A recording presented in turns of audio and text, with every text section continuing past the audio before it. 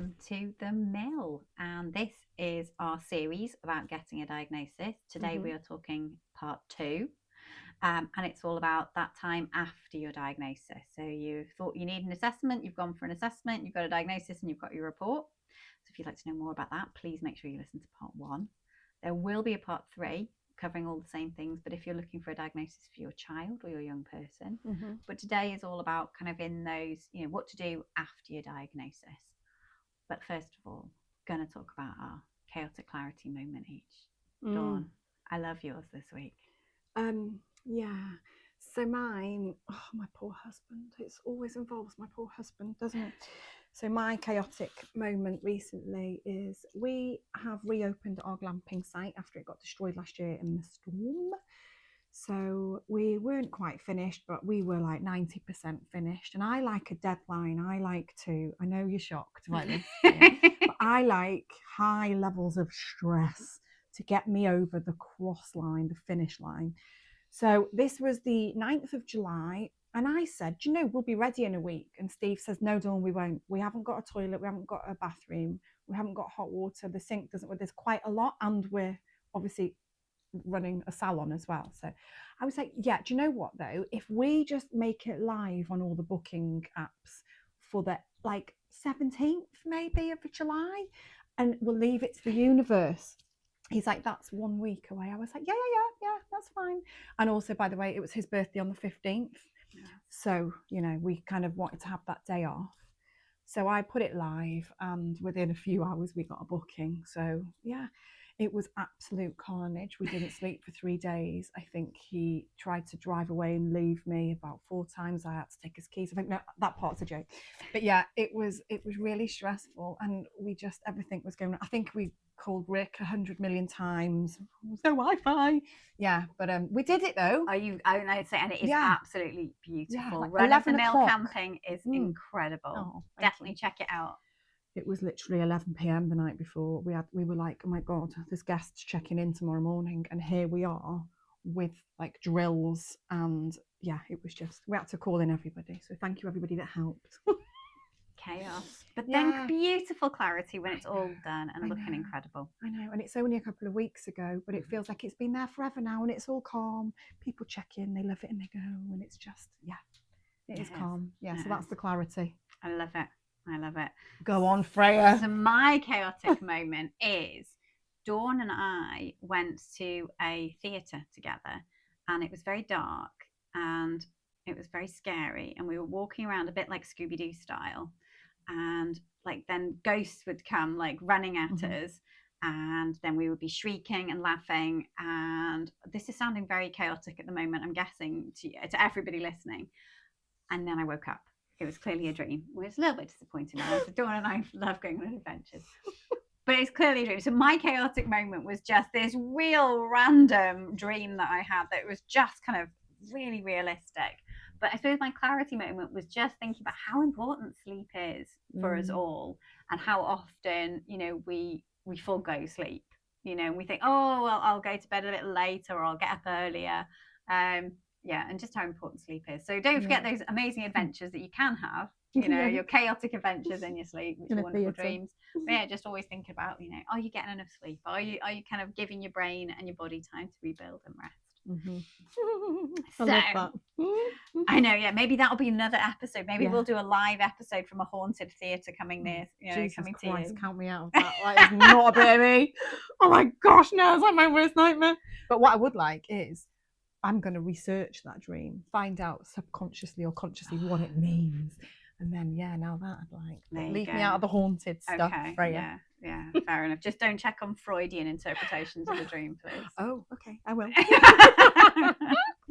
Right, so on topic, back on track, ladies, back on track.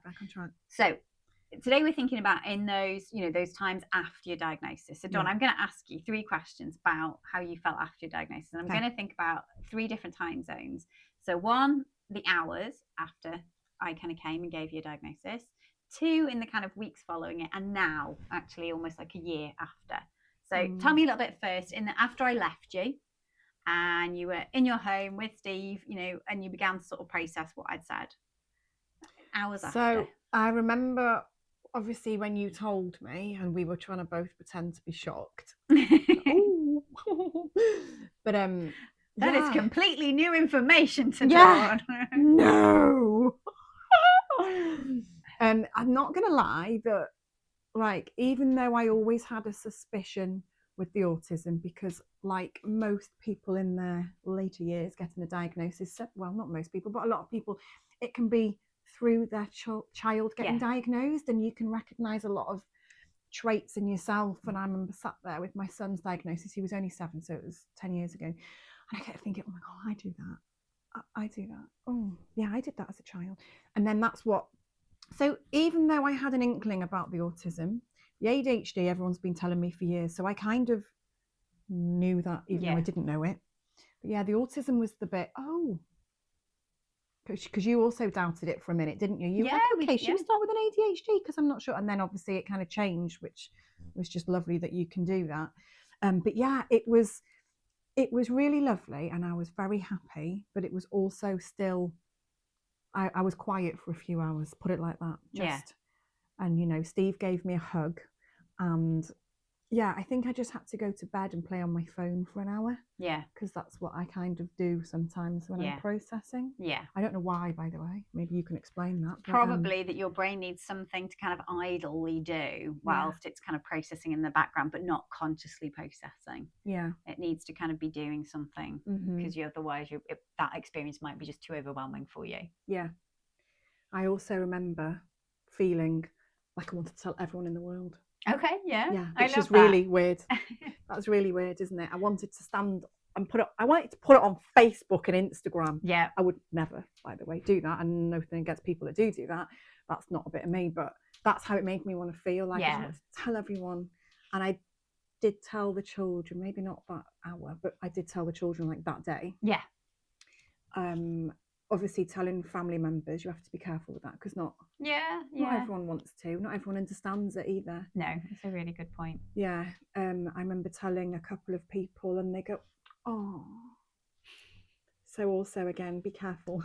Yeah. Who you tell. And Dawn and I are also going to do another favourite response to when someone tells you they're a little bit, they're when you're autistic. They go, oh, everyone's a little bit autistic these days, aren't they?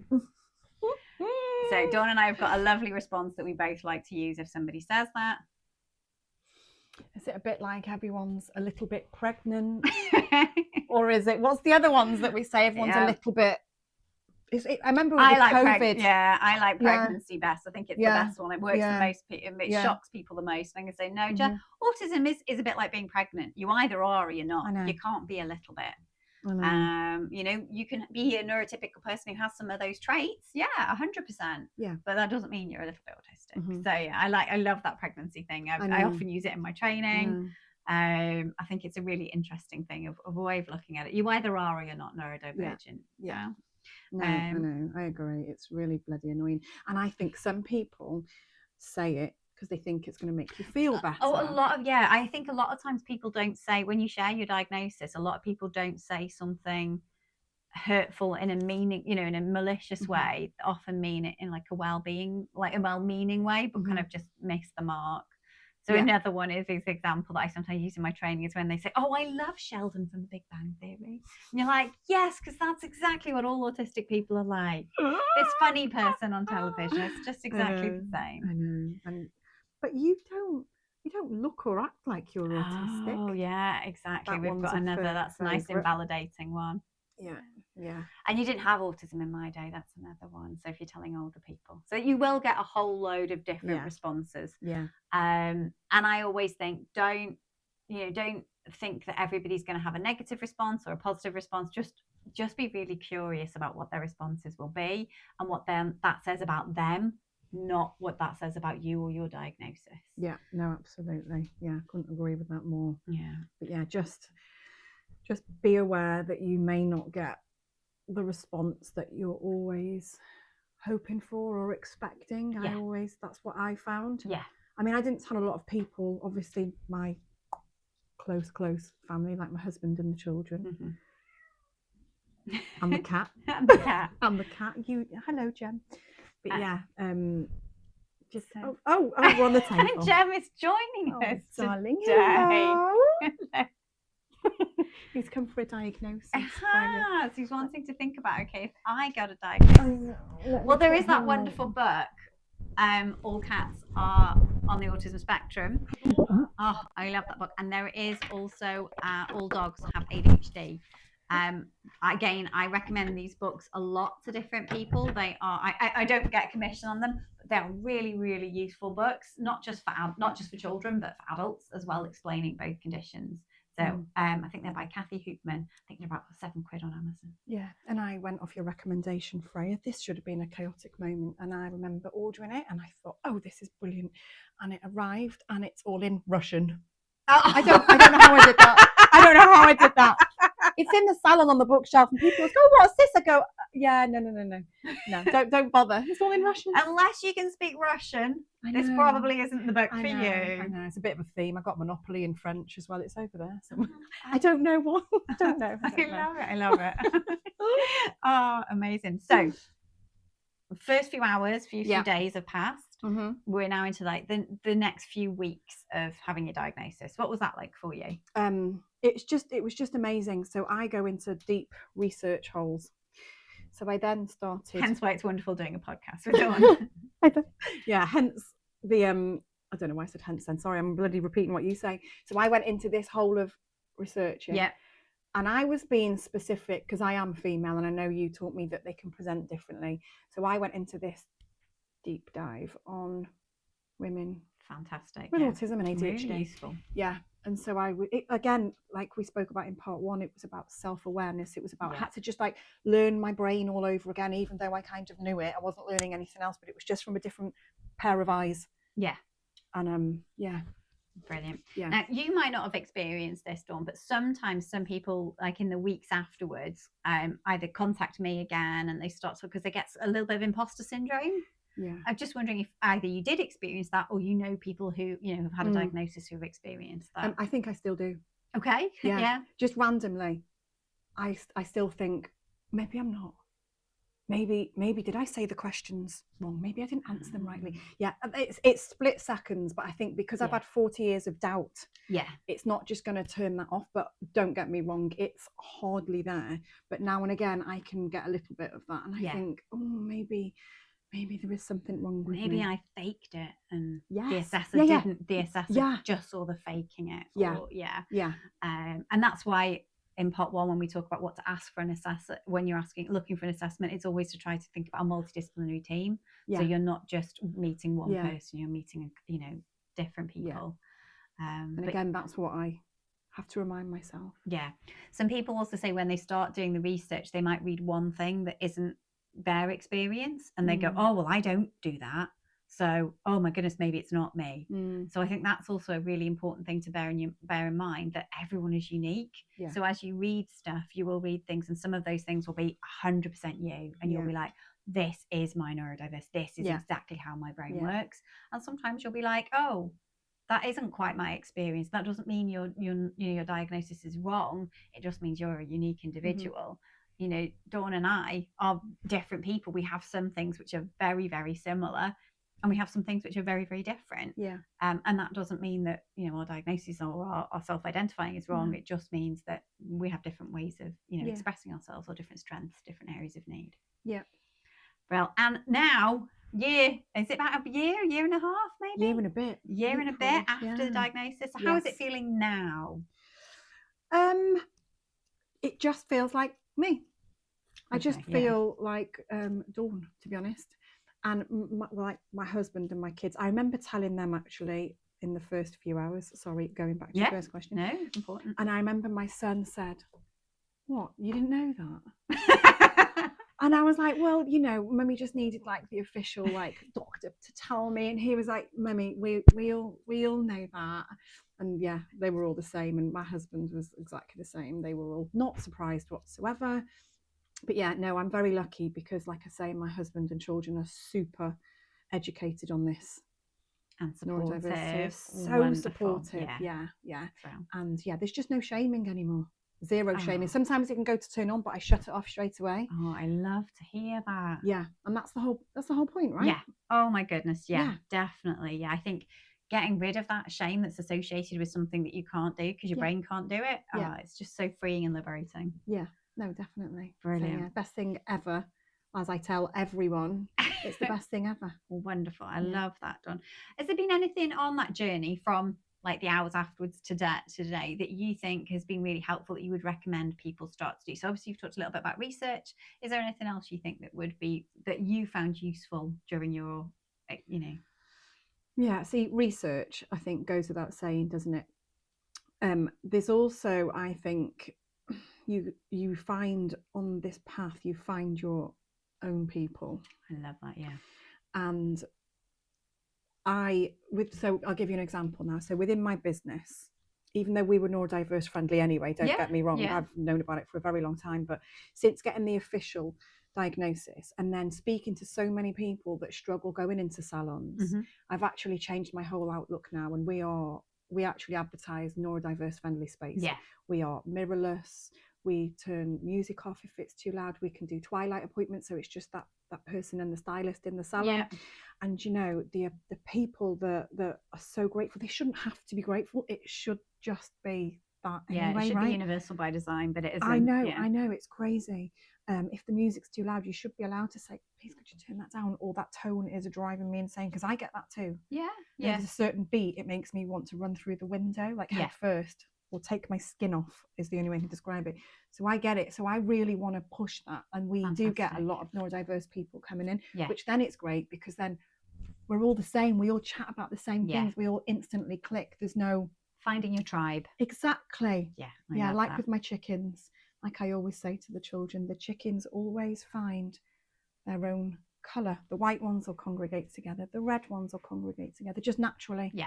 And that's how I feel in the last year, that my life has now gone on that path of finding people that I'm comfortable with, that they're comfortable with me, and we both just get each other. Brilliant. I love that. I love that. Now, obviously, John, you're self-employed, so you've been able to make loads of reasonable adaptations in your own salon, as you've just been demonstrating and describing beautifully, which I think is incredible. What other things do you think about would be useful for other people in terms of, if they were working in an office, or what considerations would you give around sharing, to a co-worker or your line manager? Anything you think that might be useful in that space? Yeah. Now, I know I've seen something recently on the news about this, and I was really passionate about it. But I do believe that it should be a law, a bit like discrimination. It should be a law that neurodiversity is taught more at the higher ranks. So all owners, CEOs, managers, everybody should be aware of it. Because that's probably, again, people, when they sit in my chair, it's like a counselling session, isn't it? That's one of the things that I hear most of, that people struggle in work, they're leaving work, they struggle doing the hours or whatever, because they're too scared, or they're being shouted at, or they're being shamed. And I'm like, and some people aren't asking for a lot, Freya, either. No. I think that's a really good point. Or the sound of music, or can I work at home more because I work better? Just things like that. So I like to call what they're called as reasonable adaptions. So they're not overly expensive. So you're not asking, you're not going into your boss the next day and saying, I'm autistic, so I need hundreds and thousands of pounds spent to make my office specific for me. What you can do is actually go in, have a talk with your line manager or your supervisor, explain that you've been through the diagnostic process. If you haven't told them before, maybe you want to take in your copy of your report with you. If it's a good report, it will have workplace recommendations that are bespoke to you and your workplace. And you can start to talk with that person around, okay, how can you help me with these things? So, for example, it might be somebody who's extremely noise sensitive. So actually, can you support me wearing noise cancelling headphones? Because in the past, maybe the office rule has been no one can wear headphones and music, because we want it to be a sociable place. Well, actually, my reasonable adaptation is I need to wear those noise cancelling headphones so I don't hear clicky, clicky, clicky on someone else's keyboard, or Sandra and Mary by the coffee having a chat about what happened at the weekend. Or I need to wear those things to kind of, just chill out and work and focus. It could be that, another one, an autistic person asked me if they didn't have to go into the break room for breaks. So they were working for a company that, you know, you had to have your mandatory break within the break room space, and they wanted to be able to go out to their car so they could have time on their own. They could have that half an hour to eat their lunch, not have to worry about socializing, about kind of all of those things. So again, reasonable adaptations sometimes do cost money, and if they do, check out Access to Work. So it's you know, a government thing. If you look online, we'll put the link in the show notes. That does encompass things like mentoring or equipment or different things that you can use at work. But actually, you know, a lot of things are just free, you know, that your workplace can implement. And there's also workplace training as well. So I was up in the Lake District last week doing some training to a wonderful company who deliver training, as also helping their trainers become really neurodiversity, like divergence aware. So for me, yeah, think about work. Yeah, definitely. You've talked a little bit already about family, Dawn. So thinking about how you would, how what else might be useful in those, you know, post-diagnostic world, how it might be useful to start talking to your family about those things. From my diagnosis, you mean about my diagnosis? And or other stories that you know from other people as well. Yeah, just be open and honest, obviously age appropriate. Yeah. But yeah, just be open and honest. That's what, you know, and if I am getting a bit, you know, it's summer holidays. Oh, and the cat's back. The cat is back. Hello, Jen. This has definitely been the best. Oh, Jen, you just want to cuddle. Come on my knee if you want. I can't remember your question, Freya. I'm so sorry. How do we tell our cat members of our family that we are neurodivergent? I know. Hello. But yeah, just be open and honest. And I just think it's always the best way to have a cat on your knee whilst podcasting. I think, and you know what? Your microphone's there. We'll hear the purring. We'll hear the purring through the microphones. Come on, let's come back out again. And then you can just walk back round again and then come straight back in. So people have a field day editing this. Dawn and I have talked to you about lots of different things today, about how you might feel, you know, once you've had that diagnosis, what might be different for you, what might be challenging, what you can do. Is there anything else, Dawn, you think would be useful for our lovely listeners to know about the time following your diagnosis? Yeah, so if you are a parent, and again, this is just fresh from my head, so correct me if I'm wrong, the chances are, if you've got children, they will be neurodiverse, we'll say. So pave the way. It's a positive thing as long as the energy is put in the right places and not focused on the negatives of what you can't do. And like you said before, it's a beautiful thing and it can work really well as long as you're open and just educate yourself and show your children that it's okay. Yeah, lovely role modeling. New neurodiverse, like it's okay. Yeah, I love that. Yeah. So join us for part 3 when we will be specifically talking about parents that are looking for assessments for their children, maybe how to talk about a diagnosis with your child in a positive, affirming way, and as always, lots of other fun stuff. So thank you so much for joining me, Dawn, and Jem, the cat. And the cat, who's in the background scratching himself on the lights. For those that can't see. The cat, bless him. So we will see you again for part 3. Have a great time. Take care. Bye-bye now. Bye.